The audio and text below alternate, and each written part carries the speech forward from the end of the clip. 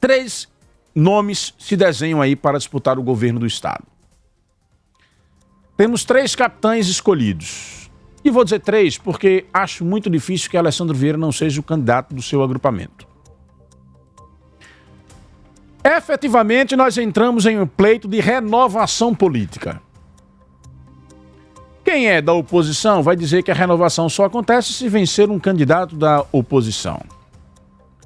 Isso faz parte do discurso. Mas o fato é que quando muda um nome, efetivamente o trabalho também muda. E isso vai acontecer em Sergipe. Seja eleito o candidato do agrupamento governista, ou seja eleito um candidato da oposição, nós teremos um novo nome no comando do estado, sem que este nunca tenha passado pelo executivo estadual, no alto comando, como vice ou como governador. É um pleito de renovação política. Vou repetir, quem está na oposição vai dizer que a renovação só acontece se for eleito um candidato da oposição. Aí é o discurso político que cada agrupamento tem que utilizar na disputa das mentes e corações do povo sergipano.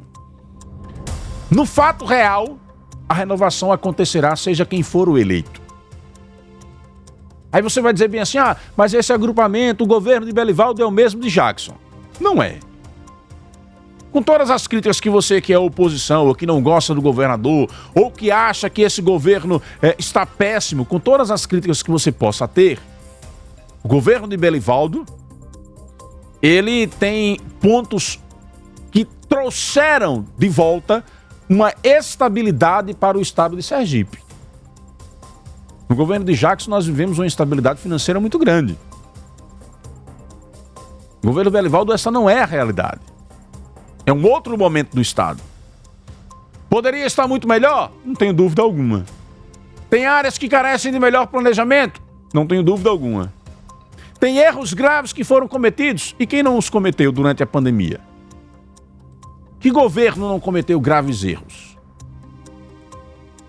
Com tudo isso, não podemos negar. Vá, por exemplo, conversar com os comerciantes do centro de Aracaju para saber se eles querem que o governo do estado volte a pagar atrasado. Vá conversar com os empresários para vocês quererem saber se querem que o estado de Sergipe volte ao clima que era antes de 2018. Belivaldo assumiu o governo dizendo que pegou um estado quebrado. O próximo governador não dirá a mesma coisa. Ele pode dizer que terá muito trabalho pela frente, mas não terá o mesmo discurso utilizado por Belivaldo. Esta é uma realidade. Esta é uma realidade que não se pode negar. Portanto, em outubro próximo, um novo nome passa a comandar o estado de Sergipe. Repito, um novo nome que não passou pelo exercício de governador ou de vice-governador. Hoje, o atual governador Belivaldo Chagas já tinha sido vice-governador do estado por 2 vezes. Foi vice de Dedo e foi vice de Jackson. Eu acredito na eleição de maior disputa dos últimos anos. E olha, aquilo que se fala sobre os 3 candidatos, a gente já ouviu no pleito passado. Por exemplo, no pleito passado se dizia, Valadares Filho perdeu para a prefeitura de Aracaju 2 ou 3 vezes, nem me lembro agora quando ele foi candidato a governador, acho que tinha tido 3 derrotas já para a prefeitura, né?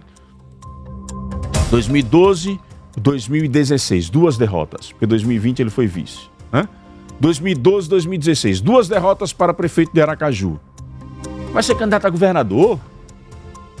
Como pode, menino novo desse e tal? Ao abrir das urnas, quem é que foi para o segundo turno com o Belivaldo? Valadares Filho. E olhe que Amorim vinha de uma vitória excepcional para o Senado em 2010, uma disputa com Jackson Barreto em 2014 e permaneceu candidato em 2018 com André Moura no palanque, André Moura no seu auge. André Moura no seu auge político como líder do governo Temer. Quem foi para o segundo turno foi Valadares Filho. Belivaldo começou com 3% nas pesquisas. Todo mundo dizia, esse cara não tem simpatia, esse cara isso, esse cara aquilo, candidato fraco, não vai empolgar. Terminou o primeiro turno, Belivaldo em primeiro. Analisar o cenário político com paixão às vezes leva a gente a enxergar de forma diferente as coisas. Não haverá passeio. Não há eleição definida para nenhum dos agrupamentos. Fábio Mitidieri, Rogério Carvalho e Alessandro Vieira, e vou dizer, Alessandro Vieira, é isso mesmo que você está ouvindo. Não tenho dúvida que Alessandro vai para o páreo com a possibilidade de se construir uma boa campanha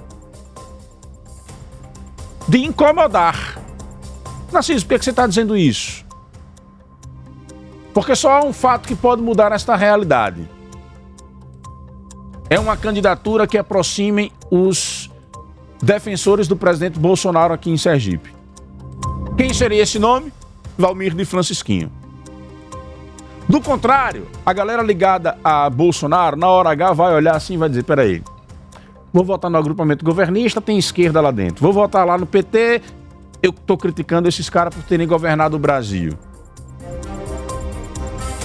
Quem é que vai sobrar? Alessandro Vieira. O cara vai com raiva na urna, mas uma parte vai botar branco, mas a maioria vai caminhar para Alessandro, caso não haja uma candidatura que aglutine esses nomes de Bolsonaro. Narciso e João Fontes. Por enquanto é um sonho. Preciso que o PTB se defina realmente quem é que comanda para depois a gente saber se haverá ou não a candidatura de João Fontes ao governo do estado. Na sua época áurea, candidato ao governo, não teve lá uma boa votação. Imagine agora que passou esse tempo todo aí apenas atuando como política de WhatsApp. Não tem uma atuação política efetiva.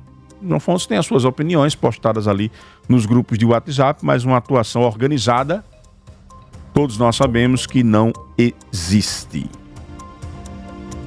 Então, na minha opinião, nós teremos o pleito mais disputado dos últimos anos, com 3 nomes. E olha, Valmir de Francisquinho, não brinquem não, viu? Não brinquem não. Se ele tiver coragem, se ele comer 1 quilo de castanha e sair com tudo de Itabaiana, eu não tenho dúvida de que pode incomodar. Estou dizendo isso porque quando você abre as redes sociais, você vê que voluntariamente pessoas vão lá postando o nome de Valmir. Aí você vai para as redes sociais para pesquisar. São pessoas que muitas vezes não têm vinculação política alguma. Não tem vinculação política alguma. Se tiver coragem de ir para o pleito, Valmir de Francisquinho pode incomodar. O problema é saber se ele vai ter coragem. Esse é o problema. Saber se ele vai ter coragem de enfrentar este desafio.